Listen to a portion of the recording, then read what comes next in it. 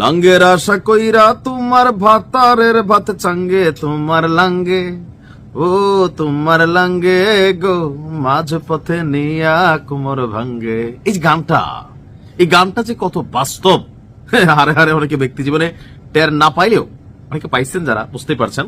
তো যারা টের পান নাই, আজকে পশ্চিমাদের কথায় যখন আপনি কোনো ম্যাটিকুলাস ডিজাইন সাজান আর যদি সেটা সফল না হয় তাহলে পরিস্থিতি কি হয়, আজকে ইরানের জনগণ হারে হারে টের পাচ্ছে যে কত ধানে কত চাল। ওই আমেরিকা বসে রেজা পেহলভি ৪৫ বছর আগে ইরান থেকে বিতাড়িত সেই গোষ্ঠীর যে সর্বশেষ ভাবছিল যে এবার এই যদি বিক্ষোভ আন্দোলন দিয়া ধরেন রাষ্ট্রের ক্ষমতা পাওয়া যায়, বাট শেষ পর্যন্ত এই আন্দোলন তো শেষ হয়ে গেছে। এখন ২-৪% মানুষও রাস্তায় আছে কিনা জানি না, বাট এখন রাজত্ব চলছে কার? প্রধান নেতার। রাজকীয় বীর বাহিনীর চুন চুনকে এক একটারে ঘর থেকে ধরে নিয়ে যাচ্ছে। তথ্য পরিসংখ্যান বলছে প্রায় আপনার ১২,০০০ প্লাস মানুষ বালিশ ছাড়া শোয়াই দেওয়া হয়েছে। ১৮,০০০ প্লাস মানুষকে বিভিন্ন শরীরের সাইজ, যাদের একটু ভুঁড়ি টুরি বেশি হয়েছে বা অঙ্গ প্রত্যঙ্গ বড় হয়েছে, এই প্রশাসন তাদেরকে সাইজ করছে। আসলে এরা কারা?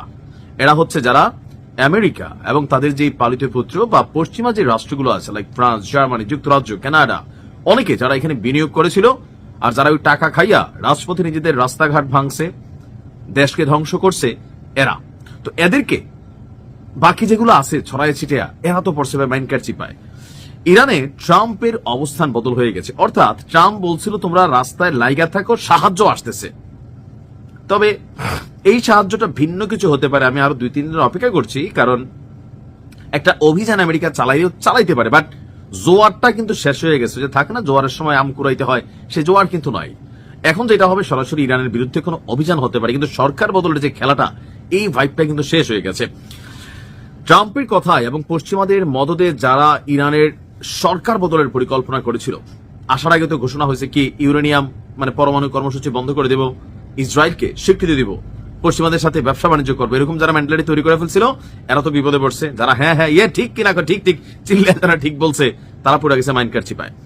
বহু মানুষ যারা সরকার বিরোধী এই আন্দোলনে সরকার পতনের জন্য অংশ নিয়েছিল, তারা মনে করছে তারা প্রতারিত হয়েছে। যুক্তরাষ্ট্রের প্রেসিডেন্ট ডোনাল্ড ট্রাম্পের বক্তব্য এবং অবস্থান পরিবর্তিত হয়ে গেছে। বিক্ষোভকারীদের মধ্যে হতাশা, অনিশ্চয়তা এবং গাব্বার জাব্বার সব মিলে যে আসবে, বিক্ষোভকারীরা টেনশনে পড়ে গেছে। দর্শক, আন্তর্জাতিক গণমাধ্যম বলছে যে একটা পরিবারের কথা বলছে যে ৩৮ বছর বয়সী শিভাস শিরজাব, তিনি তেহরানের জন্য বিক্ষোভকারী পরিবারের সতর্কতা উপেক্ষা করে আন্দোলনে যোগ দেন, কারণ ট্রাম্পের বক্তব্যে সে বিশ্বাস করেছিল যুক্তরাষ্ট্র প্রয়োজনে বিক্ষোভকারীদের পাশে দাঁড়াবে। কিন্তু ৮ জানুয়ারি তেহরানে নিরাপত্তা বাহিনীর গুলিতে নিহত হয়েছিল এই শিরজাদ। তার ১২ বছর বয়সী সন্তান এখনো বাবার ফেরার অপেক্ষায়।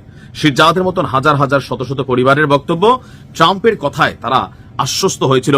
এমনকি অনেকের পরিবার যাদেরকে বালিশ ছাড়া শোয়ানোর জন্য সিলেক্ট করা হয়েছে, তাদের মধ্যে টেনশন, কারণ আমেরিকার রক্তচক্ষু উপেক্ষা করে একটা কিন্তু শোয়াই দিছিল। এরপরে পরিবেশ ঠাস করে ভয় ঢুকে গেছে সবার মধ্যে, রাজপথ ক্লিয়ার। আমেরিকা তারা কথা রাখে নাই।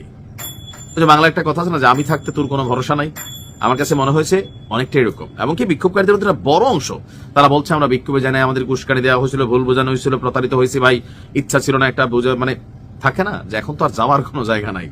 তো ট্রাম্পের অবস্থানটা হচ্ছে এটাই, এদের কথায় আপনি বিশ্বাস করে ঘটনা ঘটা দিতে বলে এরা মজা নিবে, আর যদি বিপরীত কিছু ঘটে তখন আপনাকেই এটার দাম দিতে হবে। ভালো থাকুন।